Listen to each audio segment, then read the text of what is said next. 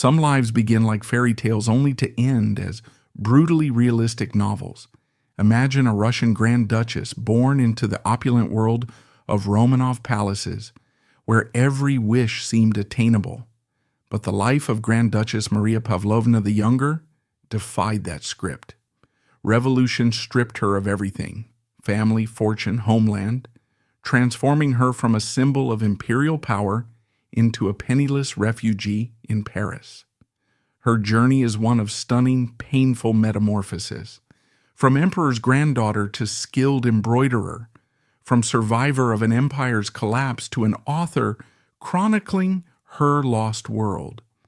This is not just the story of an extraordinary individual, but a vivid portrait of old Europe's demise and the incredible resilience of the human spirit facing unimaginable adversity. This is the story of Maria Pavlovna, the last Romanov, in her own unique way. Maria Pavlovna's life trajectory was defined by the atmosphere of Imperial Russia at the fin de siècle, the turn of the 20th century. It was an empire of breathtaking contradictions, a vast, unwieldy giant groaning under the weight of its own history. Officially, it was a divinely ordained autocracy. Tsar Nicholas II, who ascended the throne in 1894, genuinely believed he was God's anointed ruler, accountable only to the Almighty. His power was theoretically absolute, unchecked by parliaments or constitutions in the Western sense. St. Petersburg, his capital, was a stunningly beautiful European-style city, a window to the West, carved out by Peter the Great. But it was an artificial jewel set in a vast, overwhelmingly rural and deeply conservative hinterland. The social structure was rigidly hierarchical. At the apex sat the Tsar and his immediate family, surrounded by hundreds of Romanov relatives, Grand Dukes, Grand Duchesses, princes, and princesses, who formed the glittering intermarried core of the imperial court. They lived lives of almost unimaginable wealth, supported by vast landed estates and state allowances. Palaces like the Winter Palace in St. Petersburg, the Catherine Palace at Tsarskoye Selo, with its legendary Amber Room, Peterhof with its golden fountains, Gatchina, Pavlovsk. These were not just residences. They were symbols of untouchable power and limitless resources. Below them existed a complex layer of hereditary nobility, military officers, and high-ranking bureaucrats, all jockeying for position and imperial favor. But beneath this thin, gilded crust lay the overwhelming majority of the Tsar's subjects, over 100 million peasants, most only recently freed from serfdom, living in conditions of profound poverty and often startling ignorance. Added to this was a rapidly growing, increasingly volatile urban working class, crammed into the factories of St. Petersburg and Moscow, absorbing the revolutionary ideas, Marxism, anarchism, socialism, that were sweeping across Europe. Secret societies flourished, pamphlets circulated, and the Tsar's secret police, the dreaded Okhrana, fought a constant, shadowy war against unseen enemies.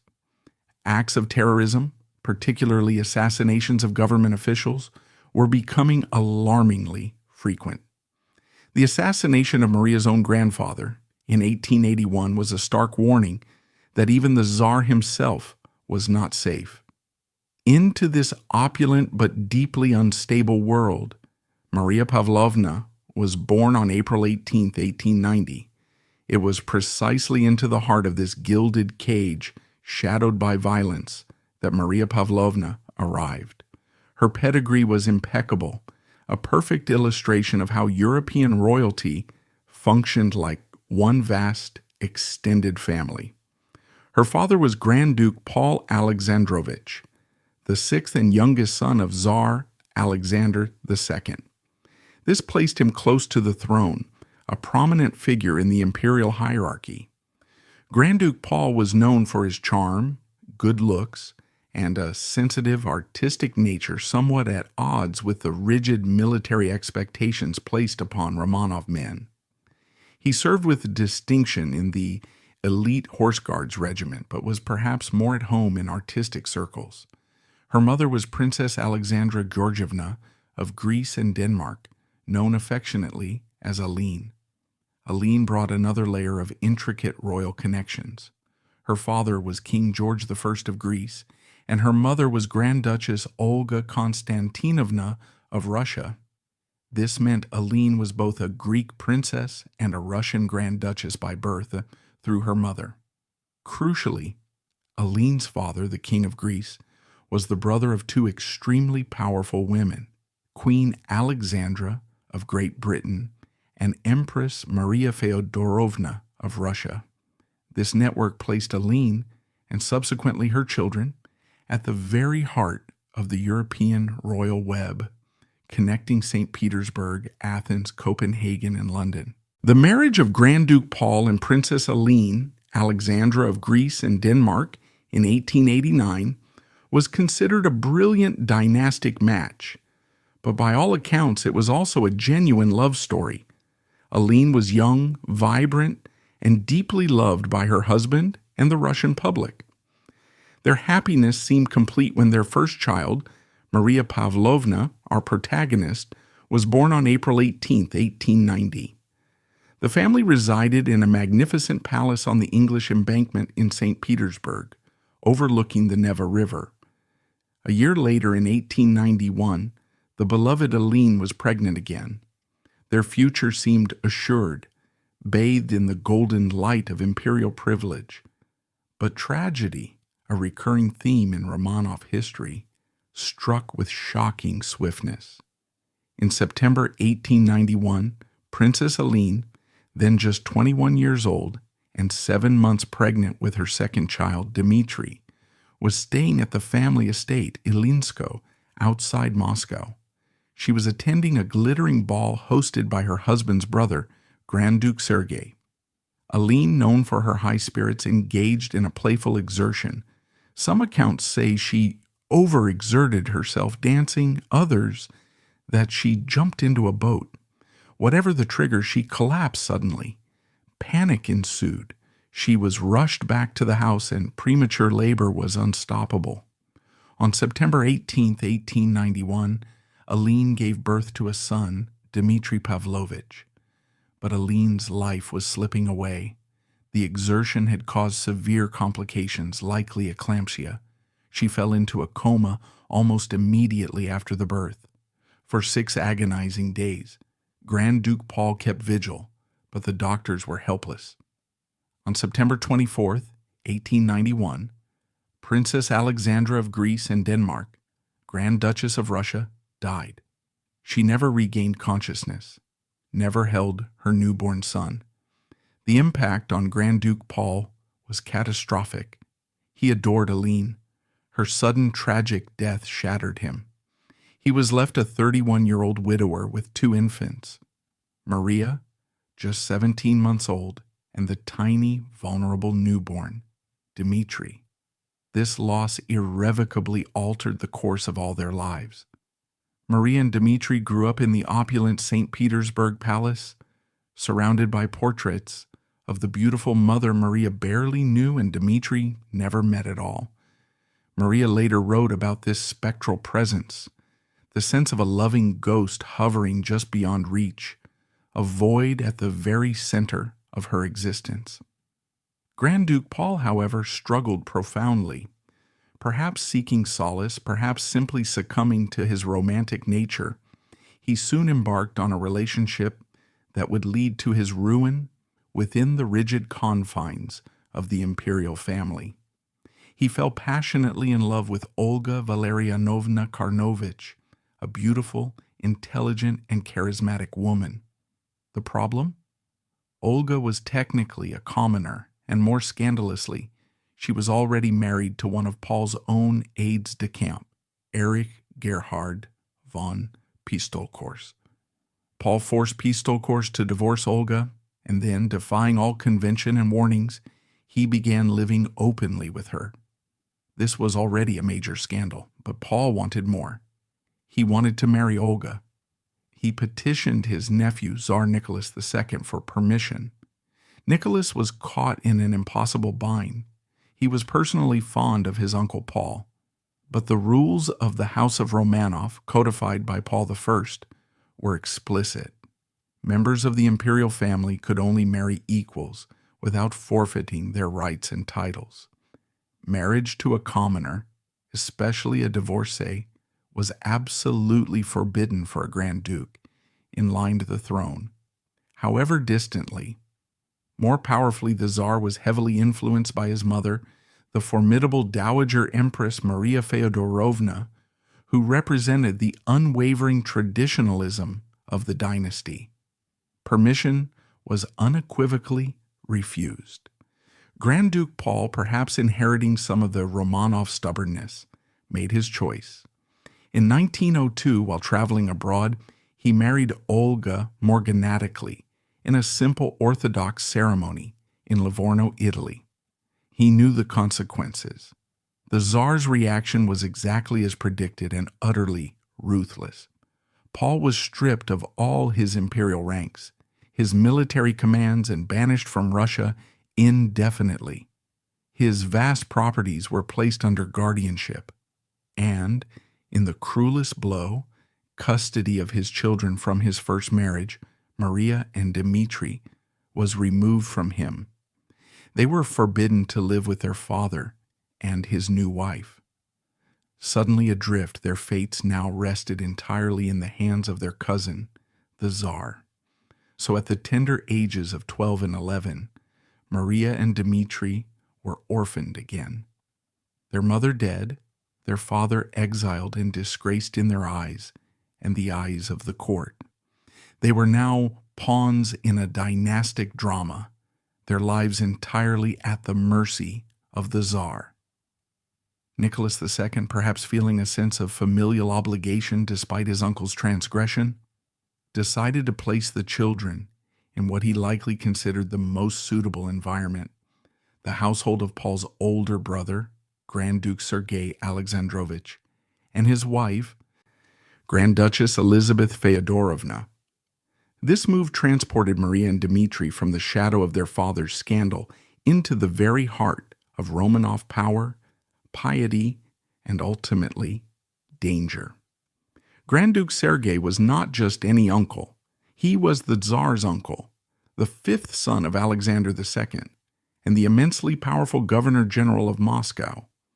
He was a figure of stern, unwavering autocracy, deeply conservative in his politics and fiercely devoted to the Orthodox Church.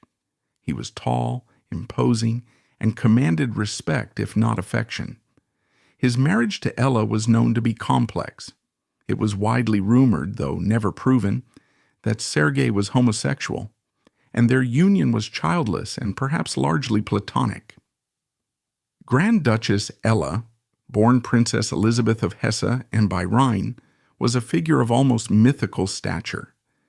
A granddaughter of Queen Victoria, she possessed legendary beauty, tall, slender, with striking features and deep, soulful eyes.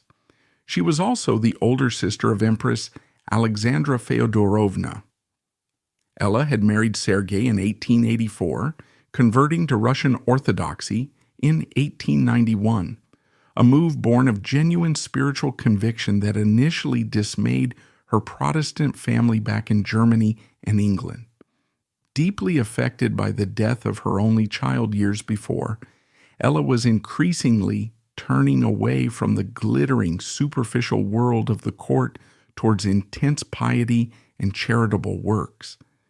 She sponsored hospitals, visited prisons, and was becoming a symbol of aristocratic virtue. Maria and Dmitri moved into this household, splitting their time between the couple's official residence in Moscow and their preferred country estate, Ilinsko, outside the city. It was a life of extreme luxury, private tutors, armies of servants, summers cruising the Finnish coast on Sergei's yacht. But it was emotionally barren. Grand Duke Sergei, burdened by his official duties, and perhaps by his own complex nature, remained a distant and intimidating figure. Maria found him cold, formal, and demanding. He insisted on strict discipline and protocol. The atmosphere in his household was one of fear and formality, a stark contrast to the remembered warmth of her early childhood with her father, or the idealized image of her mother. While Ella was undoubtedly kind and well-intentioned, her focus was increasingly absorbed by her spiritual life. She oversaw the children's education and religious instruction meticulously, ensuring they were raised as proper Grand Dukes and Duchesses.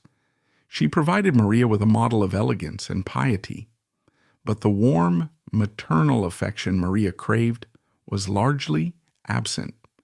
Ella's focus was turning outward, towards the suffering poor of Moscow, and perhaps inward, towards her own complex spiritual journey.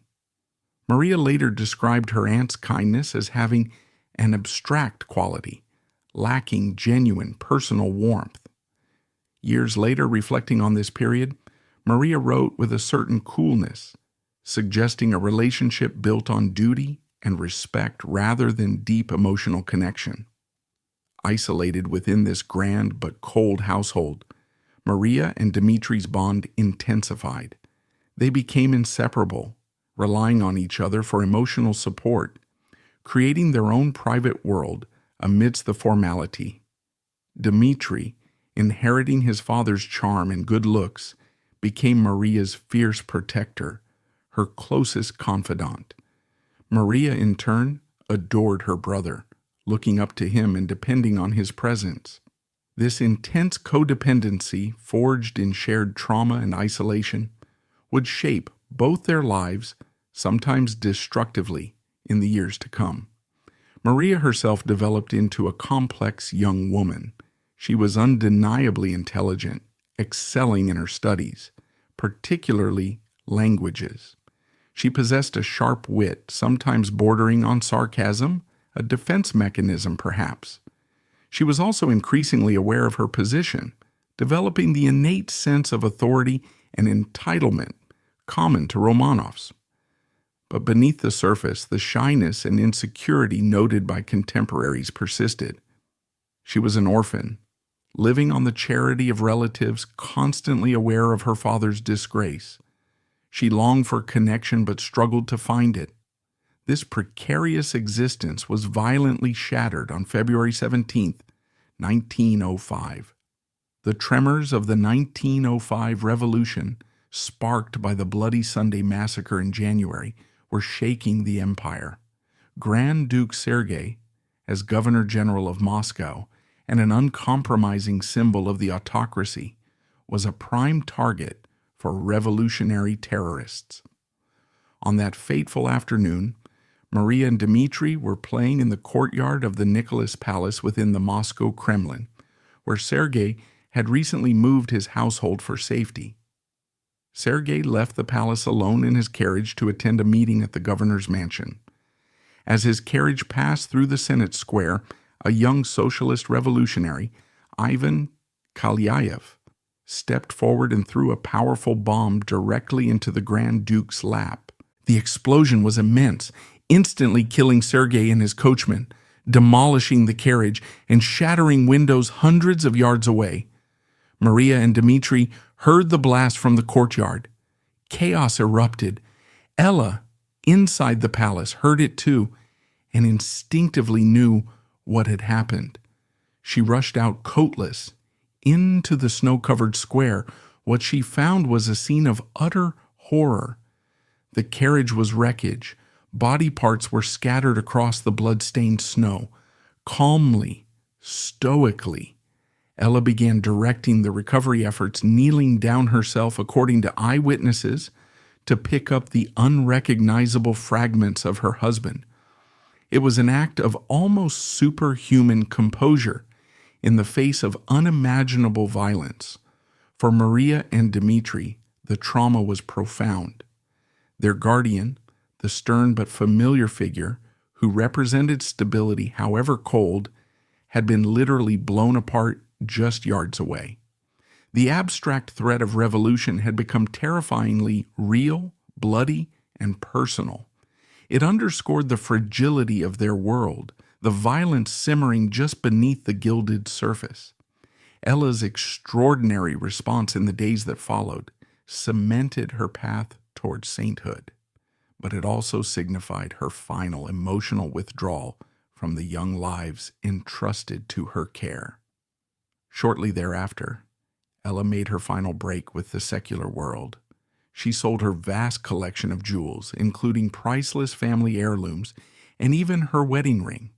With the proceeds, she purchased an estate on Bolshaya Ordinka Street in Moscow and founded the convent of Saints Martha and Mary. It wasn't a traditional monastery. It was an active community of nuns and sisters dedicated to nursing the sick, caring for orphans, and serving the poorest inhabitants of Moscow's slums. Ella became the abbess, exchanging her grand ducal robes for the simple white habit of her order. She devoted the rest of her life entirely to prayer and service. Once again, Maria and Dmitri were effectively orphaned, their uncle murdered, their aunt now cloistered, dedicated to God and the poor. While Ella still maintained a distant oversight of their upbringing, arranging Maria's eventual marriage, the day-to-day reality was one of benign neglect. They were Grand Duke and Grand Duchess, immensely privileged, living in palaces, but fundamentally alone, adrift without parental guidance. Left in this emotional vacuum as she approached adulthood, the Imperial family saw only one path forward for the beautiful, wealthy, and potentially troublesome Grand Duchess. Maria was now entering womanhood. She was beautiful, intelligent, headstrong, and possessed of a large fortune held in trust. She was also emotionally scarred, deeply insecure beneath the aristocratic poise, and desperate for connection. The court and the Tsar saw only one solution for this problematic, orphaned Grand Duchess: marriage. And the sooner, the better. The search began for a suitable prince. Given the political sensitivities and Maria's somewhat challenging reputation, the pool was perhaps smaller than expected. Attention turned towards Scandinavia, a region with strong dynastic ties to Russia. During a family gathering in Greece in 1907, hosted by her maternal relatives, Maria was formally introduced to the chosen candidate, Prince Wilhelm of Sweden, Duke of Södermanland. He was the second son of King Gustav V of Sweden and Queen Victoria. The match ticked all the dynastic boxes. It reaffirmed ties between Sweden and Russia, fractured by the recent Norwegian independence crisis. Wilhelm was appropriately royal, Protestant, and seemingly stable. He was 23. Maria was just turning 18. It was a classic arranged marriage, orchestrated by elders for political and familial expediency. Wilhelm, known for his introverted nature, intellectual interests, and perhaps a certain emotional coolness, seemed resigned rather than enthusiastic. Maria, despite her intelligence, was still young, naive about love, and perhaps dazzled by the prospect of escaping her ambiguous position in Russia and becoming a princess in her own right, in a stable, established court. She likely yearned for the kind of passionate connection her parents had shared, but understood the demands of duty. Prince Wilhelm of Sweden, the groom, appeared dutiful but distinctly reserved. He was a tall, slender man, known more for his intellectual pursuits, writing poetry, essays, and travelogues, and developing a passion for photography and filmmaking than for social graces or overt displays of affection. He was entering this marriage largely out of obligation to his father, King Gustav V, and the Swedish state. The engagement was announced and preparations began for another spectacular Romanov wedding. The wedding itself, held on May 3, 1908, at the magnificent Catherine Palace in Tsarskoye Selo, was a spectacle worthy of the Romanovs in their final glittering twilight. Tsar Nicholas II, Maria's guardian and second cousin, personally gave her away. The bride, just turned 18, was described as radiant, draped in imperial satin and lace, wearing a stunning kokoshnik tiara blazing with diamonds. It was a fairy tale wedding, meticulously choreographed to project an image of dynastic unity and enduring power, unaware that it would be one of the last before the deluge. But beneath the surface, the emotional currents were far more complex. The stage was set for Maria to leave Russia once more, this time as a bride, stepping into a new life in Sweden that she hoped would bring the happiness and stability that had so far eluded her. She could not have known she was exchanging one form of gilded cage for another. Returning to Russia in 1914, Maria found herself a pariah in some circles, the divorced princess in a court obsessed with propriety. Reconnecting with her beloved brother Dmitri offered solace, but the glittering, frantic society of St. Petersburg felt increasingly hollow as the drums of war grew louder. Just months after her return, the assassination in Sarajevo ignited the flames of World War I, and Maria, seeking purpose amidst the patriotic fervor, made a decision that would irrevocably change her. She would train as a Red Cross nurse and head toward the brutal reality of the Eastern Front. Maria, despite her youth, was already a veteran of emotional upheaval. She likely approached the marriage with a mixture of hope and trepidation. Hope, perhaps, for escape from her ambiguous status in Russia, for a home of her own, for the possibility of finding the love and stability she craved. Trepidation, certainly, about leaving the familiar intensity of Russia for the reportedly cooler climes, both literally and figuratively, of the Swedish court. She was exchanging the gilded cage of her Moscow and St. Petersburg upbringing for a new one in Stockholm. Immediately after the wedding, the couple embarked on a formal honeymoon tour, including a visit to Germany. It was during this trip that the first ominous signs of incompatibility became starkly apparent. Wilhelm remained distant, formal, often absorbed in his own thoughts or conversations with his male adjutants. Maria, expecting the passionate attention the Bolshevik coup transformed Petrogradov, a newlywed, found herself increasingly ignored, relegated to the role of a decorative accessory. The physical intimacy of the marriage, according to Maria's later, remarkably candid writings, was brief, awkward, and deeply unfulfilling for her. Wilhelm seemed to approach it as a necessary dynastic duty rather than an expression of desire or affection. Upon their arrival in Stockholm, Maria was installed as Duchess of Södermanland. She was given her own residence, the elegant Oak Hill villa on Djurgården Island, beautifully furnished and staffed. The Swedish public, initially curious about this exotic Russian Grand Duchess, greeted her with polite interest. The Swedish court, however, proved a far more challenging environment. Compared to the vast, sprawling, and often chaotic world of the Russian Imperial court, the Swedish Bernadotte court was smaller, more formal, and significantly more restrained. Protocol was strictly observed. Emotional displays were frowned upon. Intellectualism was valued, but female intellectualism, especially of the passionate, opinionated Russian variety that Maria possessed, was viewed with suspicion.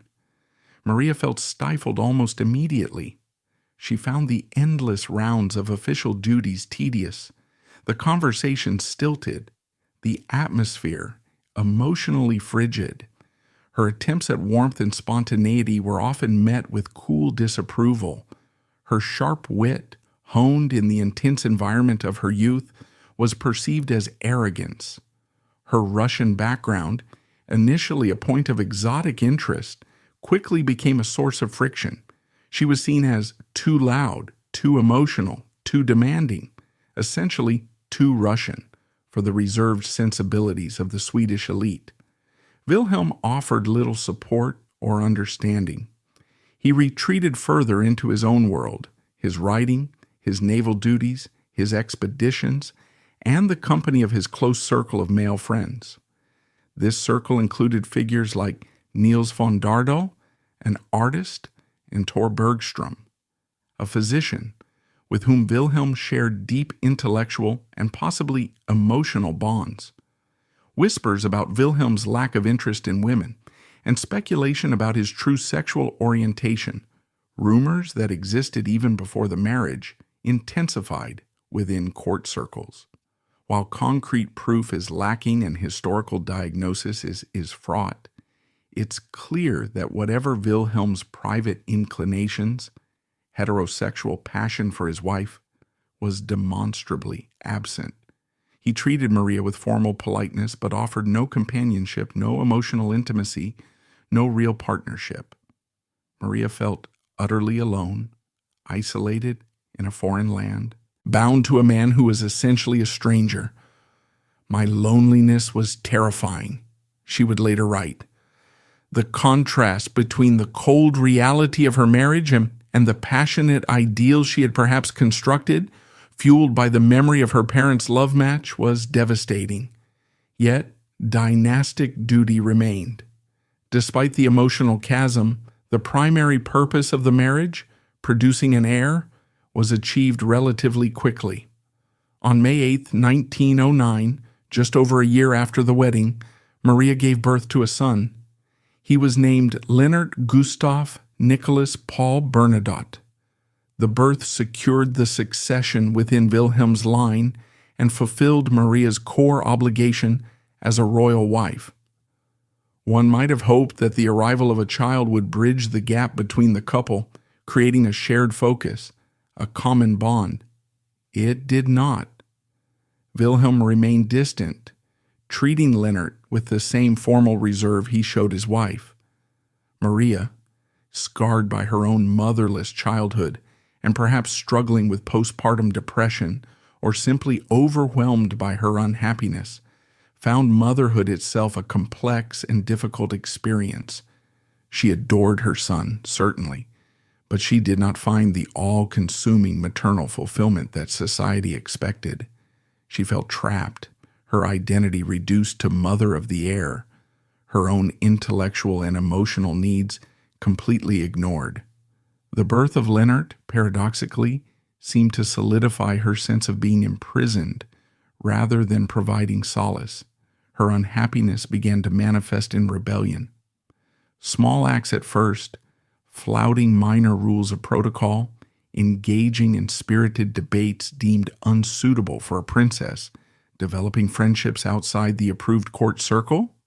She sought intellectual stimulation, surrounding herself with artists and writers, creating a small salon that was viewed with suspicion by the more conservative elements of the court. Her smoking in public, though common in Bohemian circles, was considered shocking for a princess and widely criticized. She also desperately missed Russia, the emotional intensity, the sense of belonging, however flawed. She made extended visits back, clinging to her connection with Dmitri and her remaining family. These trips only highlighted the stark contrast between the world she had lost and the cold formality of her Swedish life.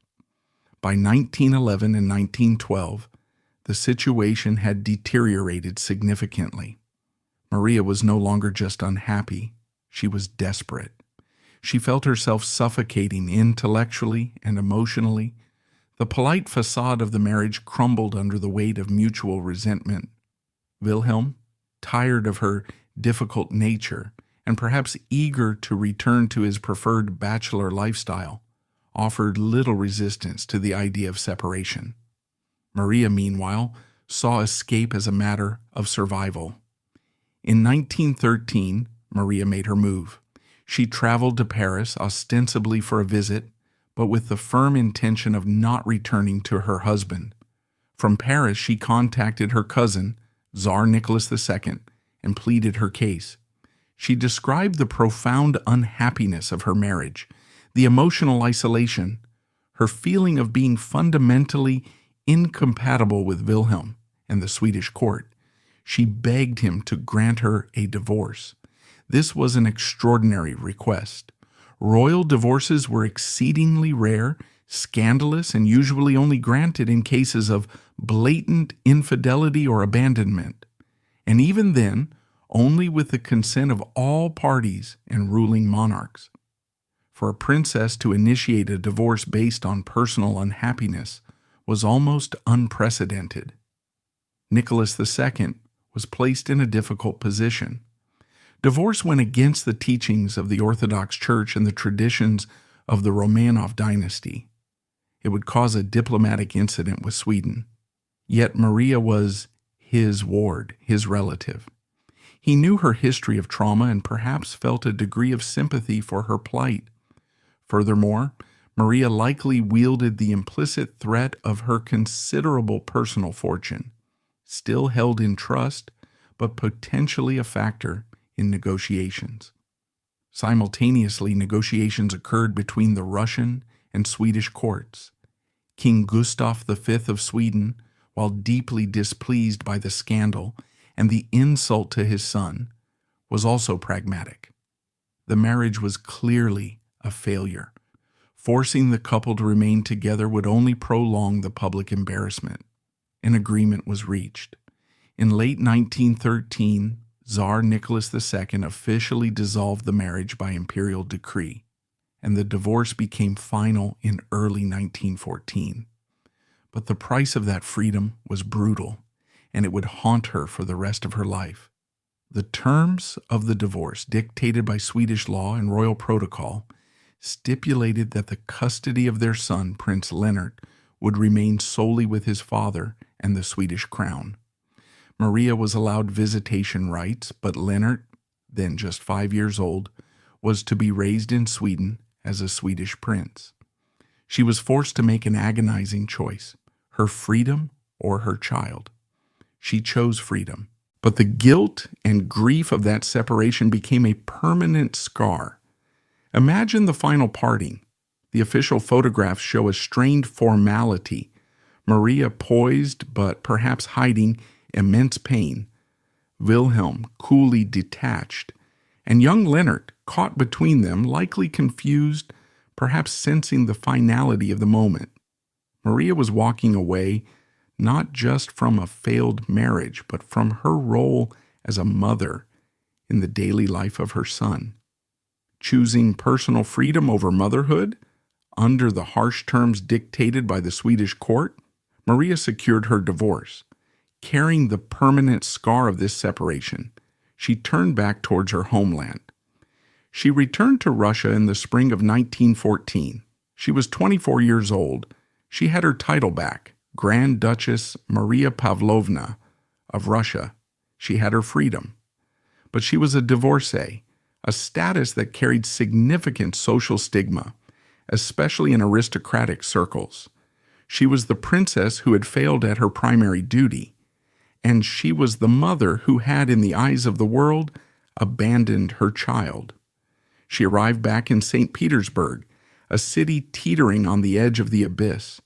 The glittering society she had left just 6 years earlier was still going through the motions, the balls, the parties, the imperial rituals, but the air was thick with tension. Strikes paralyzed factories. Political rhetoric grew increasingly violent. The shadow of Rasputin loomed large over the imperial family. Maria found herself in a strange limbo. She was home, yet not truly belonging. She reconnected with her brother Dmitri, who remained her closest confidant. She tried to find purpose, briefly resuming her nursing interests. She was drawn into the fast-paced, somewhat reckless social scene surrounding Dmitri and Felix Yusupov. There were rumors of flirtations, perhaps even affairs, as she sought to reclaim the youth and freedom her marriage had denied her. But this interlude, this attempt to rebuild a life in her homeland, was destined to be tragically short. She had escaped the gilded cage of Sweden, only to return to the Romanov world just as the fires of war and revolution were about to consume it entirely. The personal drama of her divorce was about to be dwarfed by a historical cataclysm that would spare no one, least of all, a Grand Duchess of Russia. The brief, uncertain freedom she had won was merely the prelude to a far greater and far more dangerous exile. Maria Pavlovna returned to Russia in the spring of 1914, not to a welcoming embrace, but to an awkward, uncertain place within the imperial family. She was the divorcee, the prodigal daughter, a walking symbol of modern disruption in a court desperately clinging to tradition. While Tsar Nicholas II had sanctioned the divorce, the disapproval of the older generation, particularly the formidable Dowager Empress Maria Feodorovna, was palpable. Society buzzed with whispers. Had she been selfish? Reckless? Had she truly abandoned her child? She found her footing, as she always did, beside her brother, Dmitri Pavlovich. Dmitri, now 22, was the darling of the imperial family, handsome, charismatic, athletic, and a dashing officer in the prestigious Her Majesty's own cuirassier regiment of the Horse Guards. He was a favorite of Tsar Nicholas II, often seen riding or playing sports with the emperor. He moved effortlessly through the highest circles of St. Petersburg society, a world of extravagant parties, military parades, and intricate court politics. Maria, drawn back into his orbit, found a semblance of belonging, a protective shield against the gossip. She attempted to reintegrate into the life expected of a Grand Duchess. She resumed some charitable duties, attending official functions, trying to mend fences with disapproving relatives. She even saw her father, Grand Duke Paul, who had been allowed brief visits back to Russia, though their relationship remained strained by his exile and morganatic marriage to Princess Paley. Maria described this period as one of floating, of searching for purpose in a life that had lost its predetermined script. She was young, wealthy, beautiful, and utterly adrift. This strange, suspended animation, however, lasted only a few months. On June 28, 1914, in the distant Bosnian city of Sarajevo, a Serbian nationalist named Gavrilo Princip fired 2 shots, assassinating Archduke Franz Ferdinand, the heir to the Austro-Hungarian throne. Within weeks, the intricate network of European alliances designed to preserve peace instead dragged the continent into the abyss. Austria-Hungary declared war on Serbia. Russia, Serbia's protector, mobilized its colossal army. Germany, allied with Austria-Hungary, declared war on Russia and France. Great Britain, honoring its treaty with France and Belgium, declared war on Germany. The Great War, World War I, had begun. The initial reaction in Russia, as in much of Europe, was a surge of intense, almost euphoric patriotism. The internal divisions, the revolutionary rumblings, seemed momentarily forgotten in a wave of national unity against the German enemy. Crowds thronged the squares of St. Petersburg, waving flags, singing the national anthem, cheering the Tsar. Maria, caught up in this fervor, felt an immediate, powerful urge to serve. The frivolous pursuits of the past months suddenly seemed meaningless. Her background, her ingrained sense of noblesse oblige, and the powerful example of her Aunt Ella, who had organized hospitals and nursing units during the earlier Russo-Japanese War, pointed her in one clear direction: nursing.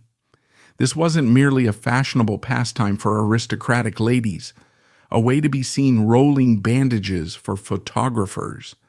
For women like Ella, and now Maria, it was a serious, demanding, and genuinely dangerous commitment. Maria enrolled in an intensive Red Cross nursing course. She learned anatomy, hygiene, wound dressing, basic surgical assistance, the grim practical skills needed to deal with the horrific injuries inflicted by modern warfare. This was not theoretical. She trained in actual hospitals, confronting the reality of blood, pain, and death long before she reached the front. Her instructors noted her intelligence, her quick learning, and her surprising lack of squeamishness. The girl who had perhaps fainted at the sight of a pricked finger was steeling herself for far worse.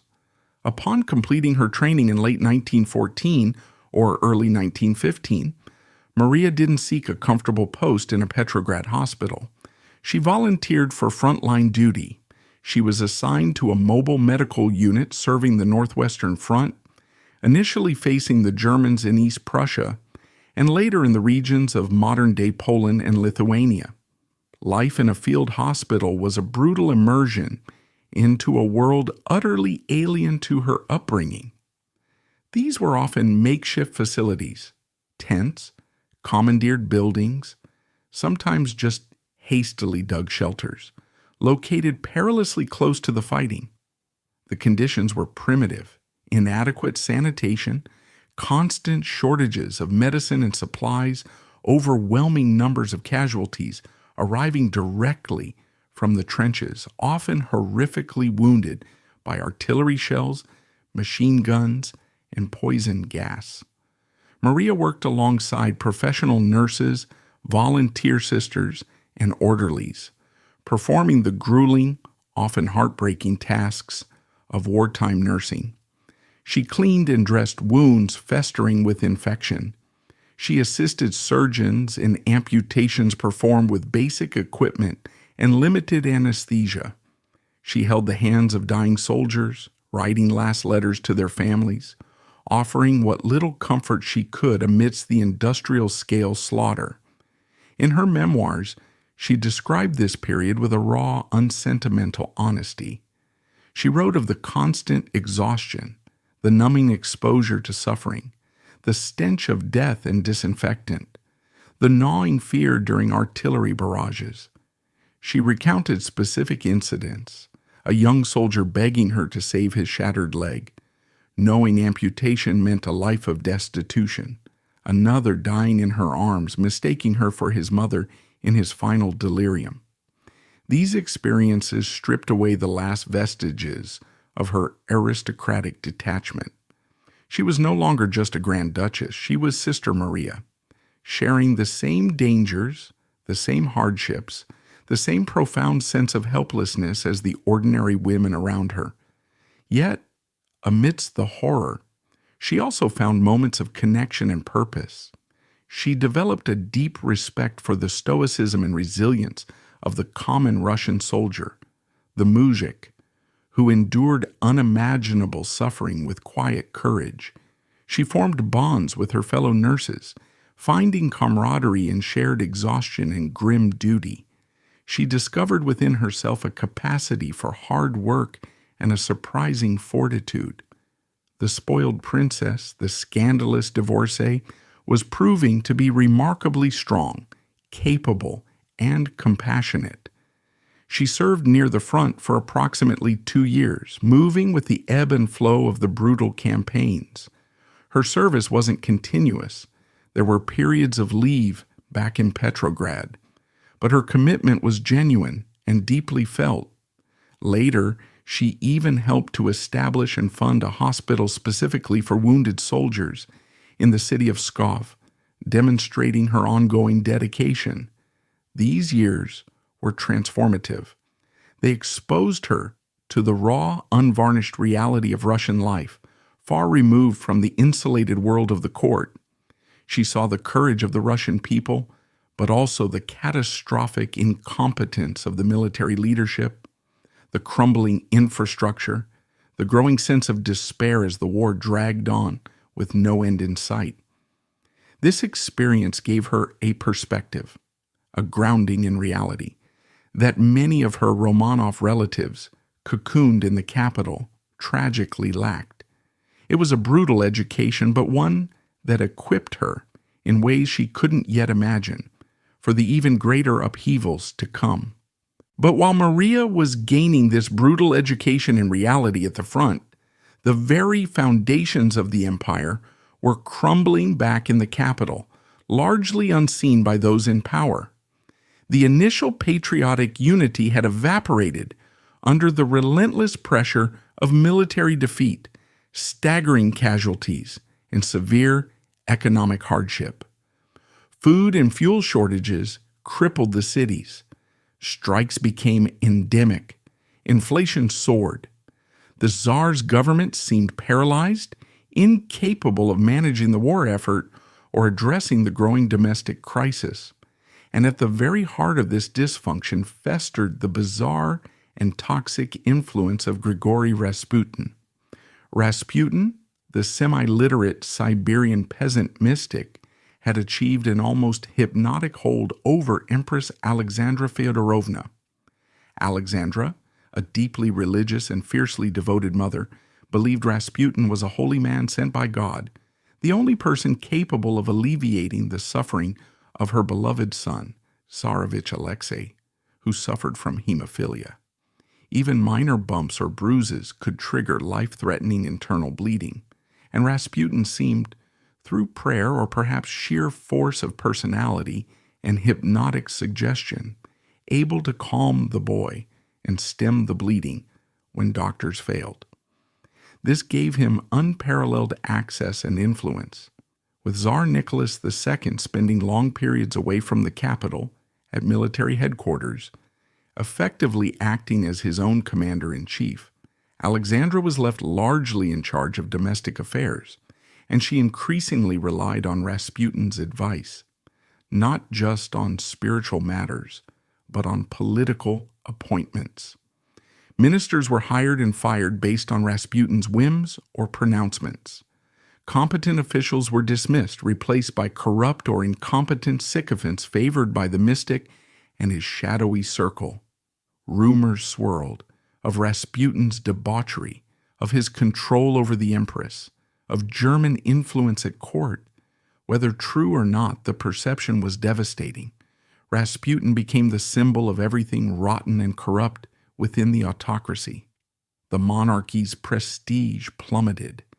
Even staunch monarchists were appalled, convinced Rasputin was leading the dynasty and Russia itself to ruin. Members of the extended Romanov family were particularly alarmed. They saw the damage Rasputin was inflicting, the way he was isolating the Tsar and Empress, fueling revolutionary sentiment. Many tried to intervene, pleading with Nicholas to banish the mad monk. Grand Duchess Ella, Maria's aunt, made a personal appeal to her sister, the Empress, begging her to see reason. But Alexandra remained unshakable in her devotion to Rasputin. Among the most concerned was Maria's brother, Grand Duke Dmitry Pavlovich. Dmitry, despite his youth, moved in the highest circles and saw the rot firsthand. He was also fiercely loyal to the Tsar, his cousin and guardian. He, along with others like the immensely wealthy and Anglophile prince Felix Yusupov, became convinced that the only way to save the monarchy was to eliminate Rasputin physically. By late 1916, a conspiracy took shape.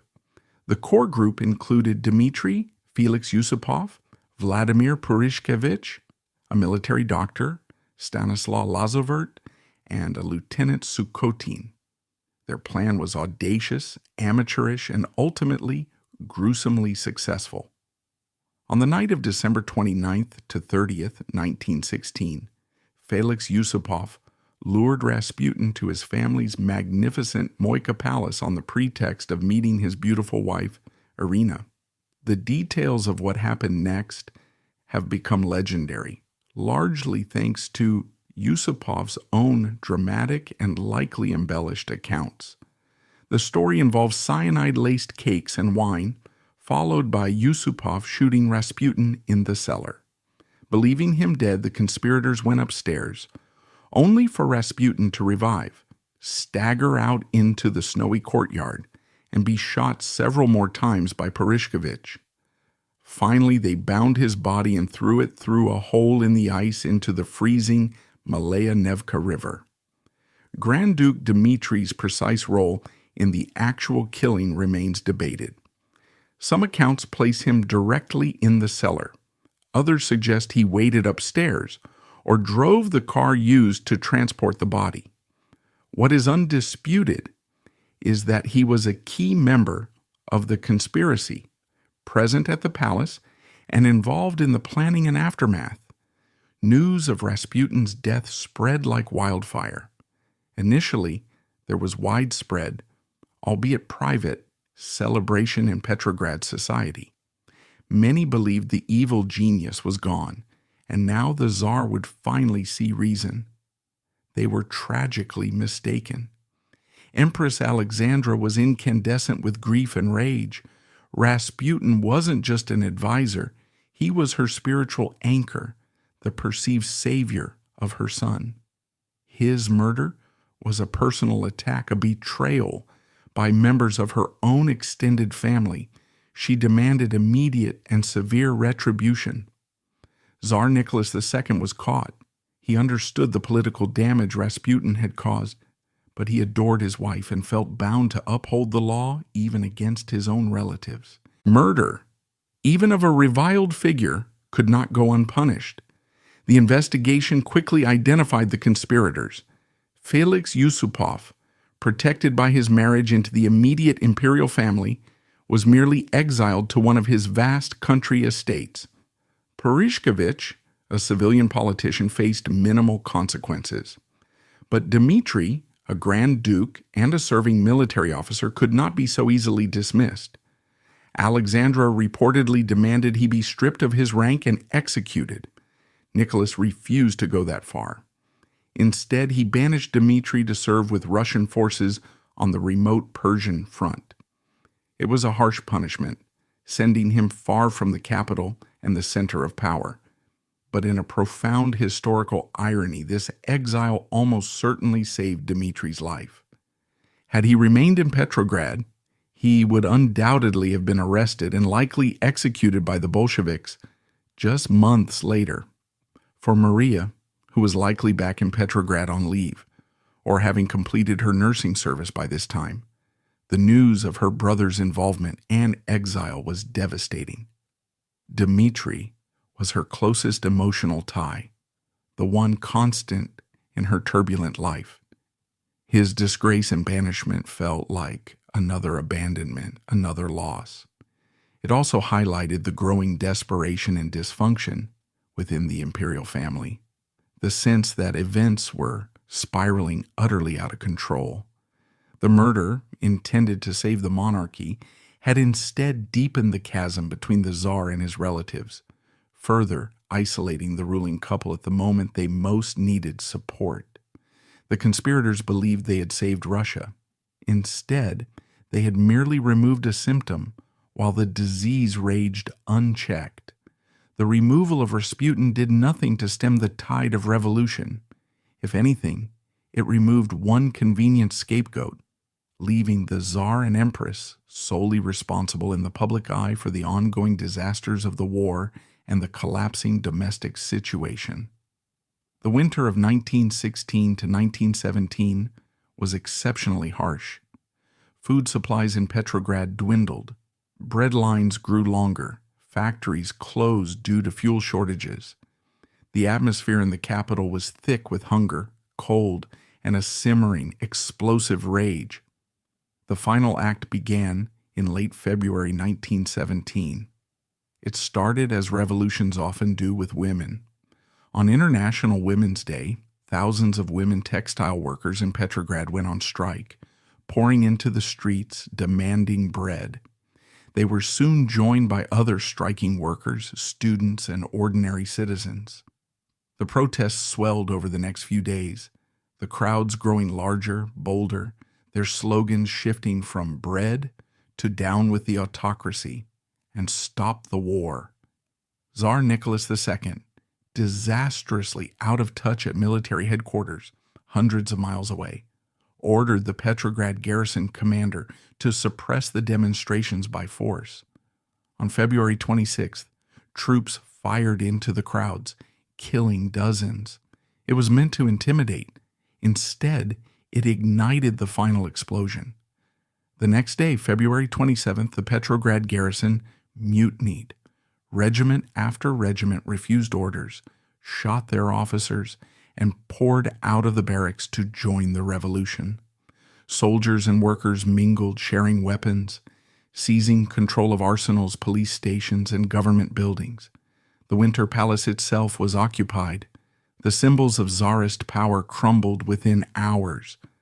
Maria Pavlovna was in Petrograd during these chaotic days. She witnessed the breakdown of authority, the eruption of popular fury, the terrifying power vacuum that opened up. She described the strange mixture of fear and exhilaration in the streets, the sense that history was being irrevocably broken and remade before her eyes. The Tsar, finally realizing the gravity of the situation, attempted to return to the capital by train. But railway workers, loyal to the revolution, diverted his train to Pskov. There, isolated, cut off from loyal troops, and under pressure from his own generals and politicians from the Duma, Nicholas II bowed to the inevitable. On March 2, 1917, he signed the Abdication Manifesto, relinquishing the throne for himself and, controversially, for his son Alexei, in favor of his brother, Grand Duke Michael Alexandrovich. Michael, wisely reading the mood of the capital, refused the poison chalice unless offered by a future constituent assembly. After 304 years, the Romanov dynasty had fallen, but the vacuum left by autocracy proved impossible for the inexperienced provisional government to fill, especially while shackled to a disastrous war. The immediate aftermath was confusing. A provisional government composed largely of liberal politicians from the Duma took power, promising democratic reforms and crucially vowing to continue the war alongside the Allies. For Maria, and many like her, there was a brief, flickering hope. Perhaps a constitutional monarchy could emerge. Perhaps Russia could become a modern European democracy. She was reunited, briefly and bittersweetly, with her father. Grand Duke Paul, along with his wife Princess Paley and their children, was released from house arrest and allowed to return to Petrograd. But their freedom was precarious, their future uncertain. This period of fragile hope, known as the dual power, lasted only 8 months. The provisional government made the fatal mistake of continuing the disastrous war. The army disintegrated further. The economy collapsed completely.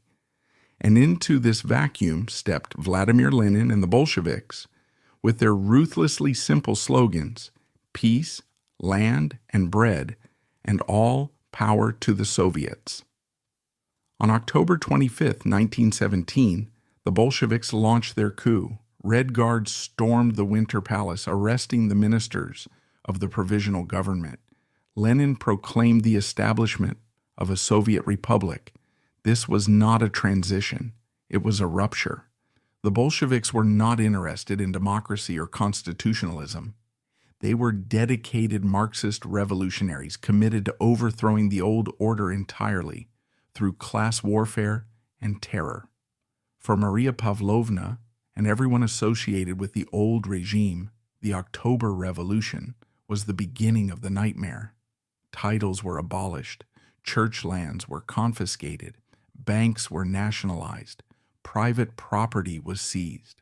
The Cheka, the Bolshevik secret police led by Felix Dzerzhinsky, was established, unleashing a wave of arrests, imprisonments, and summary executions known as the Red Terror.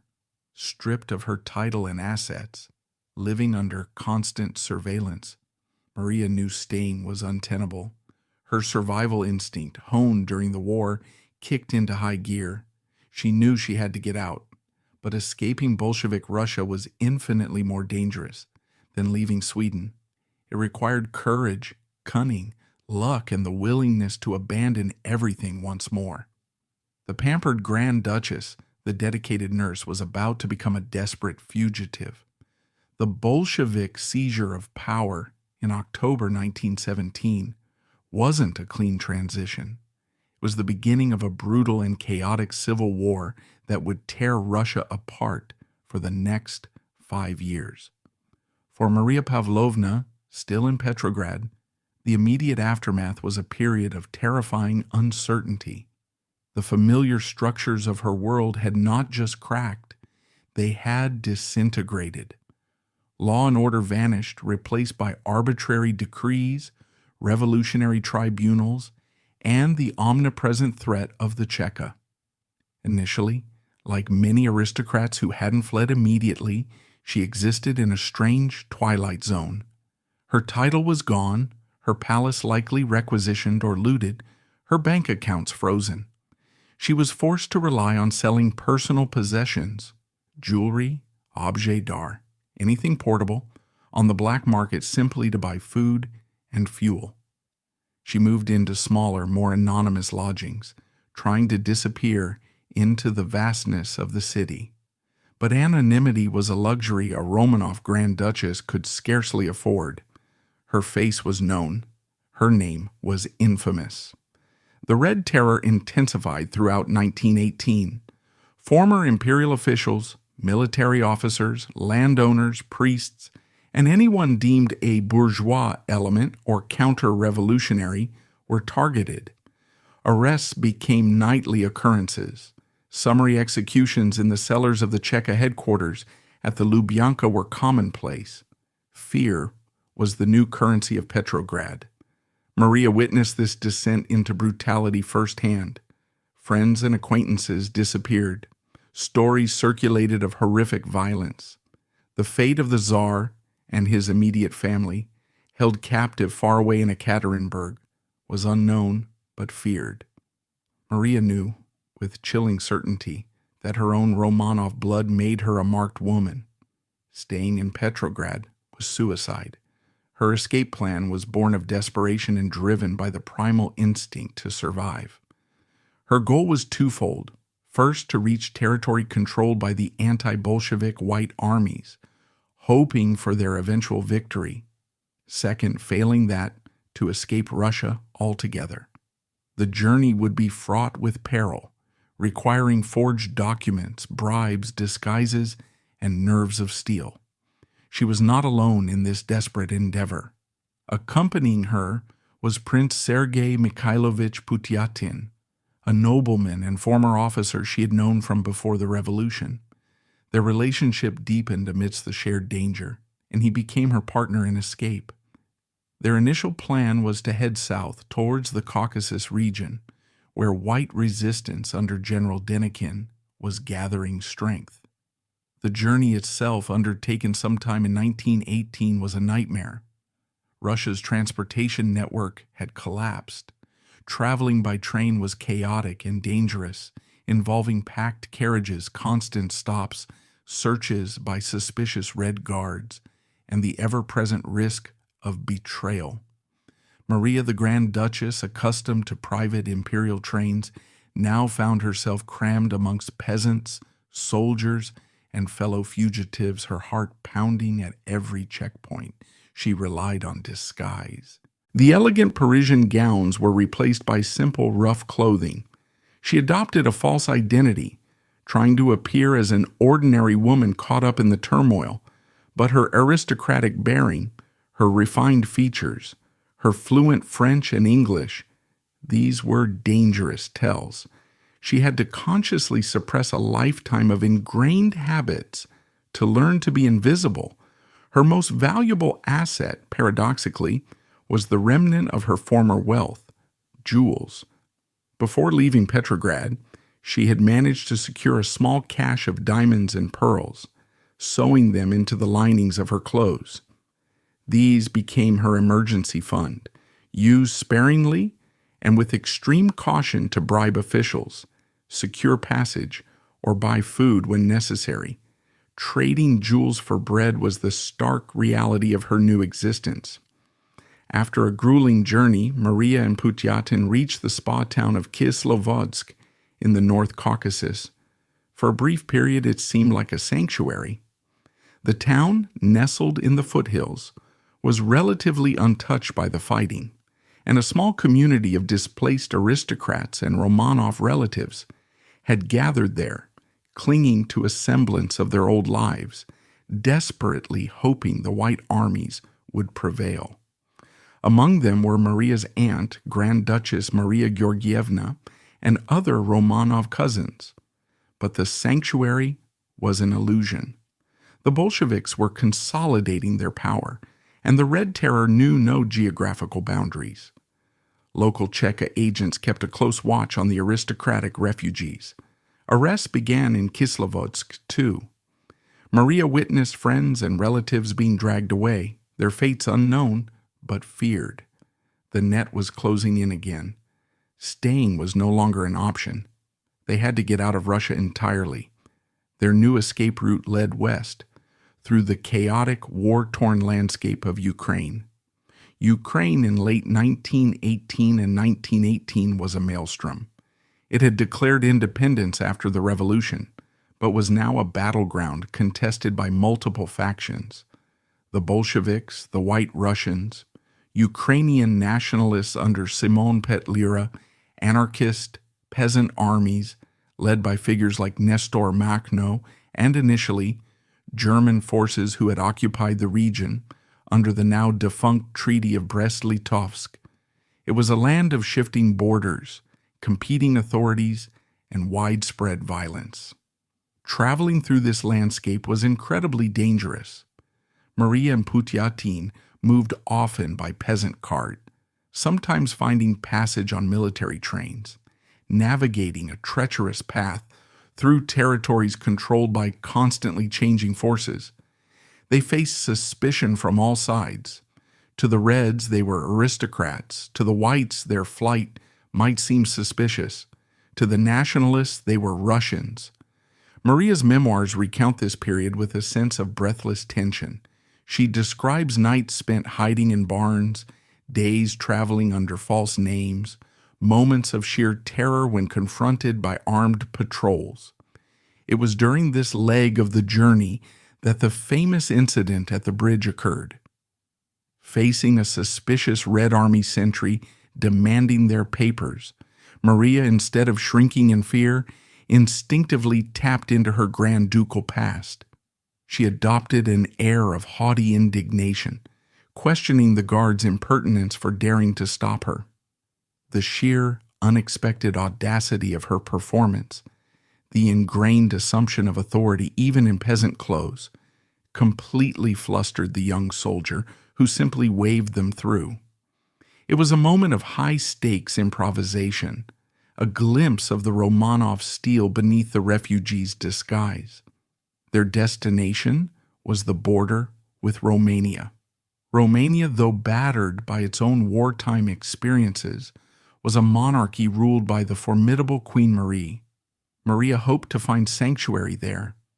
Reaching the border involved more bribes, more forged documents, more heart-stopping moments. But finally, likely in late 1918 or very early 1919, Maria Pavlovna and Sergei Putyatin crossed the Dniester River and set foot on Romanian soil. They were out. They had escaped the Bolshevik inferno. But safety came at a terrible cost, paid in news, learned along the way or upon reaching refuge. Her father, Grand Duke Paul, had been executed by firing squad in the Peter and Paul fortress. Her beloved Aunt Ella had been brutally murdered at Alapayevsk. The Tsar and his family were gone. She was not just an exile, she was a survivor of a massacre. Queen Marie of Romania, a woman known for her strong personality and sympathy for her displaced Russian relatives, offered them temporary refuge in Bucharest. But Romania itself was struggling with post-war instability and could not become a permanent home for the influx of Russian refugees. Maria knew she needed to reach the true center of the émigré world, Paris. The final leg of her journey took her via Constantinople, a city teeming with refugees and spies, then likely by sea through the Mediterranean, perhaps stopping in Venice, before finally arriving in the French capital sometime in 1919 or early 1920. Imagine Her arrival. Paris, the city of lights, was celebrating the end of the war, embracing the roaring 20s. But for Maria, it was the end of a terrifying ordeal and the beginning of a bewildering new reality. She was 29 years old. She had survived revolution and civil war, but she possessed little more than the clothes on her back, perhaps a few remaining hidden jewels, and a title that now belonged to a defunct empire. The immense fortune inherited from her mother, held in Russian banks and properties, was gone forever, nationalized by the Bolsheviks. Her father, Grand Duke Paul, had been arrested by the Cheka in August 1918. Along with 3 other Grand Dukes, he was held prisoner in the Peter and Paul fortress. In January 1919, in the dead of night, they were taken out into the fortress courtyard and executed by firing squad, their bodies dumped into a mass grave. Maria likely learned of her father's brutal murder only after reaching the safety of exile, another devastating loss piled upon so many others. Her beloved Aunt Ella had met an even more gruesome end. Arrested in 1918, she and several other Romanov relatives were transported to the town of Alapayevsk in the Urals. In July 1918, Ella and her companions were brutally murdered by the local Cheka, beaten and thrown alive down a mine shaft, with grenades tossed in after them. Her transformation from Grand Duchess to Abbess had offered no protection. Maria's brother Dmitri, thanks to his exile, had survived. He had served in Persia, then managed to reach Europe via Tehran and London, eventually settling in Paris, where he would become a fixture of émigré society, known for his charm, his tragic past, and his notorious affair with Coco Chanel. Their reunion in Paris must have been intensely emotional, 2 survivors clinging to each other amidst the wreckage of their family. Her son Leonard remained in Sweden, being raised as Prince Leonard, Duke of Smolin. The physical and political distance between them was now immense, the prospect of any meaningful relationship seemingly remote.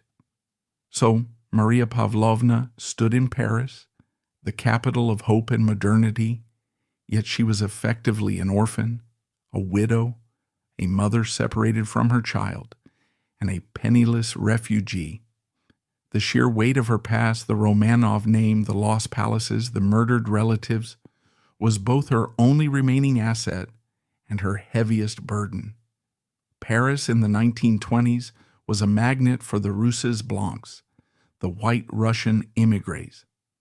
Estimates vary, but tens, possibly hundreds of thousands poured into the city. They congregated in certain neighborhoods like Montparnasse and the 16th arrondissement, creating a vibrant, melancholic Russia abroad. Former princes drove taxis, countesses worked as shopgirls, generals became doormen. They established Russian restaurants, cabarets, newspapers, and Orthodox churches, desperately trying to preserve a culture that had ceased to exist in its homeland. It was a society fueled by nostalgia, fierce anti-Bolshevik politics, infighting among various monarchist factions, and a constant gnawing anxiety about money. While many succumbed to despair or relied solely on dwindling charity, Maria possessed a core of resilience. Maria initially navigated this world through her connections. Her Romanov name still opened some doors. Relatives in other European royal families provided occasional discreet financial help.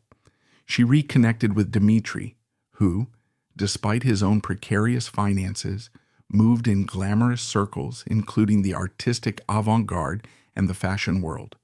She lived in rented rooms, attended émigré gatherings, and faced the daily, humiliating reality of having no money. The contrast between her former life and her present circumstances was brutal. She, who had commanded armies of servants, now had to worry about paying the rent. She, who had worn priceless Romanov jewels, now treasured a simple string of pearls. But Maria was not constitutionally suited to a life of genteel poverty or dependence on charity. The practicality instilled by her mother, the work ethic inherited from her father, and perhaps most importantly, the resilience forged during her nursing years, demanded action. She possessed intelligence, taste, and crucially, nimble fingers, trained in the aristocratic art of embroidery. Her brief marriage to Sergei Putyatin, formalized perhaps in exile around 1917/18, quickly dissolved amidst the pressures of their new life. Sources suggest it was officially ended by divorce in 1923. The reasons remain unclear. Perhaps the shared trauma that brought them together was not enough to sustain a marriage in peacetime. Perhaps financial stresses took their toll. Or perhaps Maria, fiercely independent now, simply realized she needed to forge her own path alone. Now truly alone, reliant solely on her own resources, Maria turned her aristocratic pastime into a path towards independence.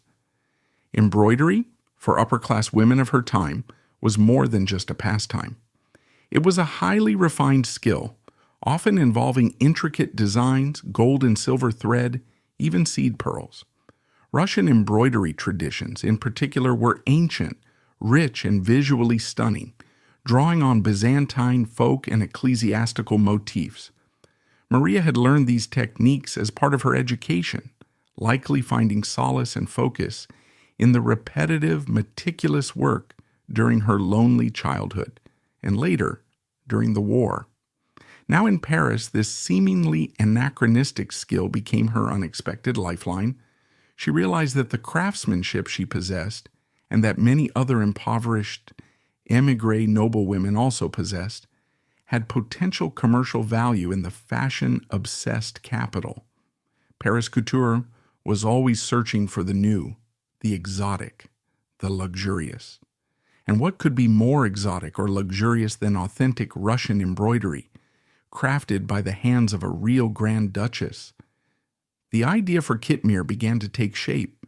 It wasn't just about her own survival, it was about creating something, about providing dignified work for others like herself, and about preserving a piece of her lost cultural heritage. It required capital, connections, and immense entrepreneurial nerve, qualities not typically associated with Romanov Grand Duchesses. But Maria, the survivor, was about to embark on her most surprising reinvention yet, from Imperial Highness to Parisian artisan. Kitmir brought Maria success and a measure of financial stability throughout the 1920s, but the changing fashions of the 1930s and the looming global economic depression made the luxury embroidery market increasingly precarious. Furthermore, Maria remained restless, perhaps feeling limited by the role of artisan. The skills that had served her in Paris needed translating into a new medium. Recognizing the enduring public fascination with her lost world and encouraged by influential American friends, she embarked on perhaps her most significant reinvention yet. She moved to America, not as an artisan this time, but as an author, ready to confront her tumultuous past and tell her own story to a world eager to listen. Her memoirs, The Education of a Princess, 1930, and A Princess in Exile, 1932, became international bestsellers, offering the public a captivating glimpse into the twilight of the czars and securing her financial independence. Yet the rootlessness that defined her exile persisted. Maria Pavlovna's life remained a tapestry of constant movement. She worked as a correspondent and photographer for Vogue magazine, lectured extensively across the United States, and during World War II, moved to Argentina to be near her son. She never found a permanent home, embodying the fate of the white émigré generation, forever wandering.